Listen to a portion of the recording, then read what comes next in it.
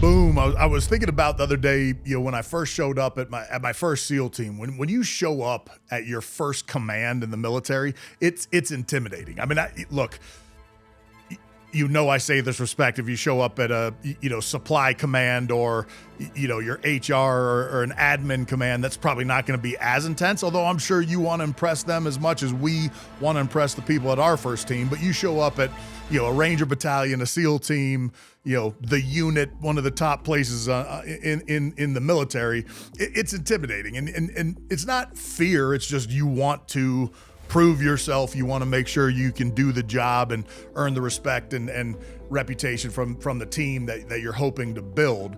So I show up at my first SEAL team. One of the first things you're going to do when you're there is go to what's called, I was an officer, but go to officer's call. So every morning we have a morning meeting that just kind of talks about the plan of the day, the week ahead, things that are coming.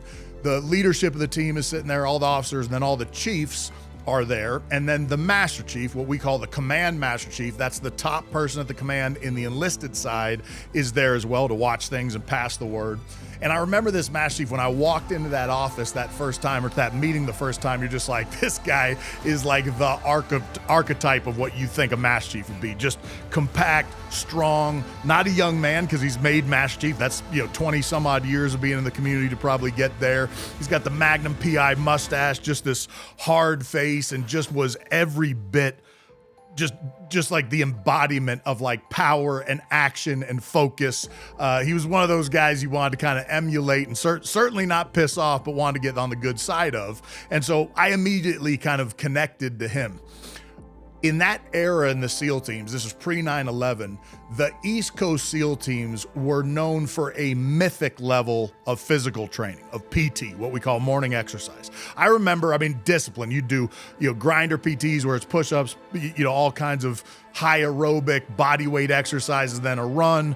Tuesdays was like an ocean swim, and I'm talking a 2-mile ocean swim, whether the water's slushy, cold, warm and gross in the summer, whatever it was. The cold was way worse. Obstacle courses, runs. It was just very, very intense physical training. I remember calling a couple of my buddies on the West Coast. I'm like, dude, are your morning workouts worse than being at Bud's, like at the basic course? They're like, no, half the time we go surfing or go on a cool run on the beach, lift, do whatever you want.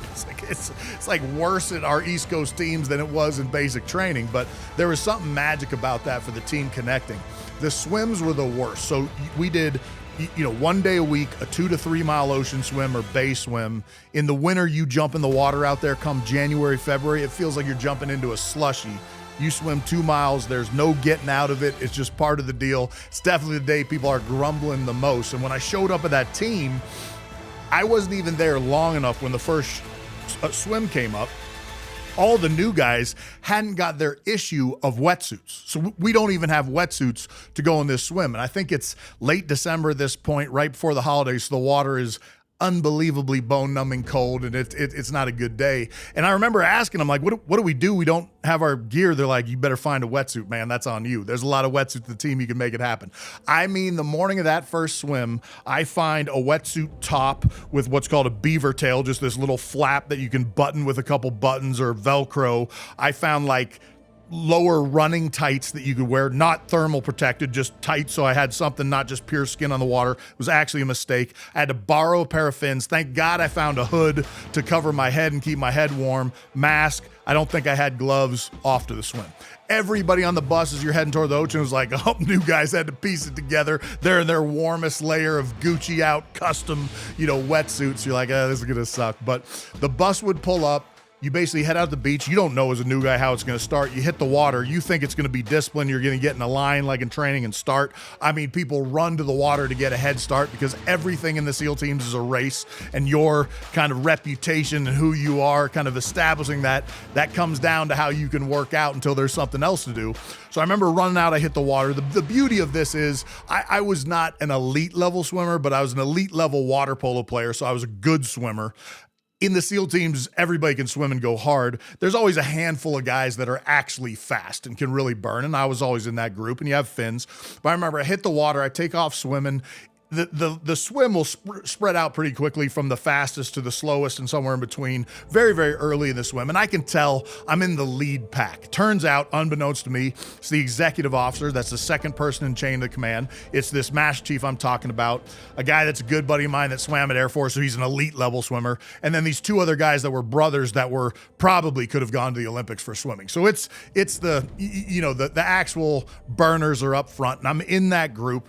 You're swimming along, and I remember we get to the finish line, so to the end of the swim, about 2 miles down, but they had designated and knew exactly where that swim ends. And I remember seeing it on the distance as we're heading towards it, and we're getting close. I'm in that pack, and the group just swims almost past that finish line, takes a 90-degree turn, swims into the beach, and then comes up on the ocean to kind of wait for the rest of the team to come in. I feel great because I'm up there with some of the senior leadership of the team, some of the fast guys. It's not a bad thing as a brand new guy to kind of have some FaceTime with them and also have kind of matched their level of intensity. I remember the XO was like, nice swim. That master chief said to me, he's like, Ensign, and I was like, Denver. He's like, Denver, right on. I won't forget it. Good stuff being up here. So I couldn't be in a better mood. A couple other people come in to swim, and I noticed they swim right to that edge, come straight in. All of a sudden, the pack of my buddies, guys that were new guys to the team, start swimming in, and they start kind of curving in. They kind of diagonal in to where the finish line is.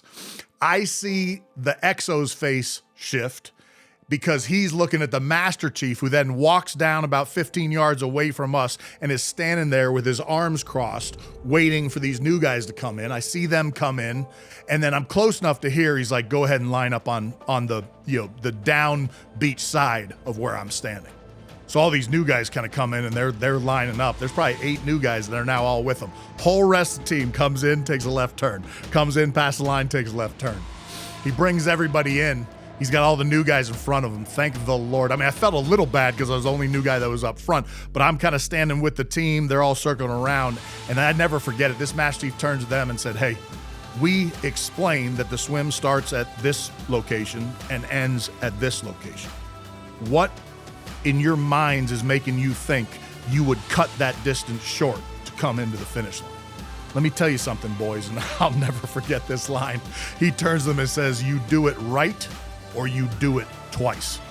Everybody get on the bus, turns to the bus driver. It's a 30-minute drive back to where our command is. He's like, don't worry, we'll still be here by the time you get back. Meet us right here. He's like, follow me, boys. He takes off on a run. He made them do the swim over. Do it right or do it twice. Ever onward.